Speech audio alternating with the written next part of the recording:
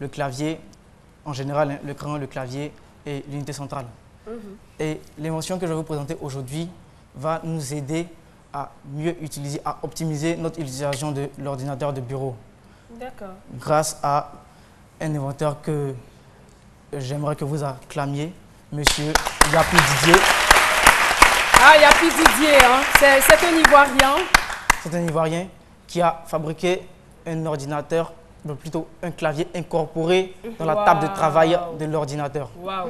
C'est le clavier invisible. C'est le clavier invisible. Wow. Donc généralement sur les ordinateurs de bureau, il y a un clavier comme celui que je tiens là, effectivement. C'est encombrant. Mais le problème c'est qu'il est encombrant et avec le temps il peut prendre la poussière. Les touches peuvent se coincer et par maladresse même vous pouvez verser du café ou bien le faire tomber. Et puis faire disparaître les empreintes. Chaque fois les empreintes. Donc Monsieur Yapi Didier, par son génie, a contribué à nous faciliter la vie en fabriquant ce que vous voyez sur votre petit écran, une table avec clavier intégré.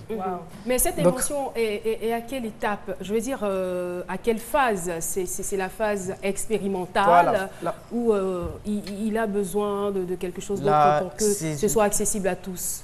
Là, c'est la version 1. D'accord. C'est le IK1. D'accord. Incorporated, un truc, comment on dirait ça? Incorporated Table 1. Cable 1. Ah, donc, clavier incorporé dans le clavier incorporé dans la table ou dans le bureau de travail. Oui. C'est vrai que tu es un grand frimeur. Mais vas-y, calme-toi. Ici, là, c'est midi. Ici, là, c'est midi, on se lâche. Donc, lâche-toi, quoi. Donc,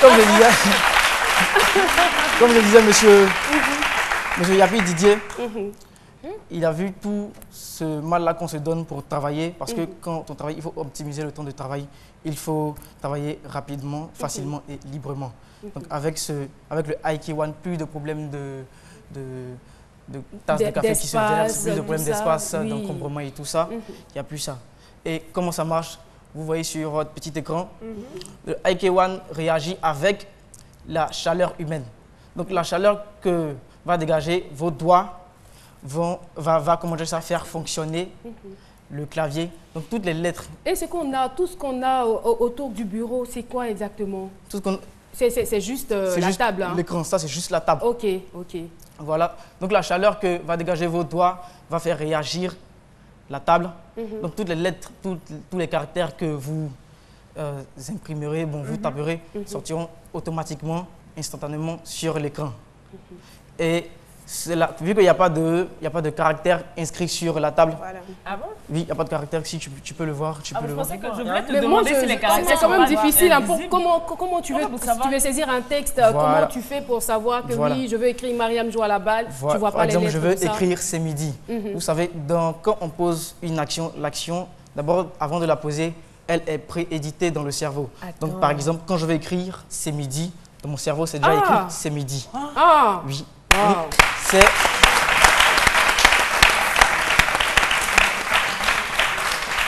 C'est génial. Ça se fait en une fraction de seconde. On a l'impression que cette opération est naturelle, mais c'est fait tellement rapidement qu'on ne s'en rend pas compte. Voilà.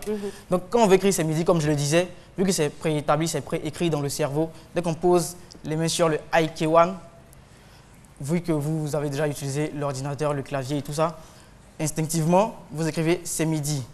Donc, l'opération se fait par option de reconnaissance neuropathocardiaque. Oui, neuropathocardiaque. Ça signifie que toutes les informations qui circuleront dans votre cerveau seront, comment dire ça? Retranscrites, traduites par l'ordinateur et vont s'afficher sur l'écran. Oh là là, c'est vraiment ingénieux. C'est vraiment un travail de génie. Et quand on pense que cela a été fait par un Ivoirien, je crois que public, on doit se lever pour applaudir. On se lève pour applaudir. On se lève pour applaudir pour Yapi Didier. Chapeau, chapeau, chapeau à toi. Merci beaucoup public.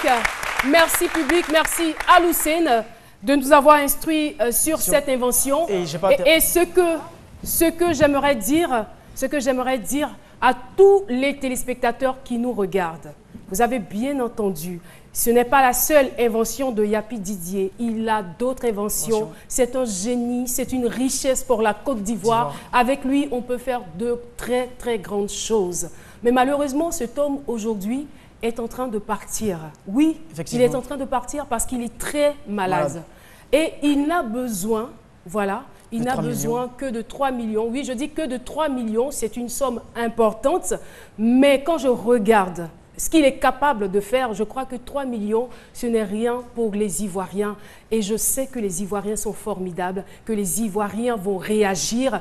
Nous allons vous donner un numéro de téléphone pour aider cet homme.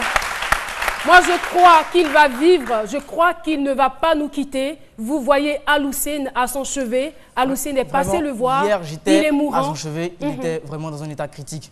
Et j'aimerais faire un appel à toutes les bonnes volontés, à toutes les personnes de bonne volonté, au président de la République, monsieur, son Excellence Alassane Ouattara, ainsi qu'à son épouse, à toutes les autorités. À tous les Ivoiriens. Tous les Ivoiriens sont de faire concernés. parler les cœurs pour monsieur Yapi Didier.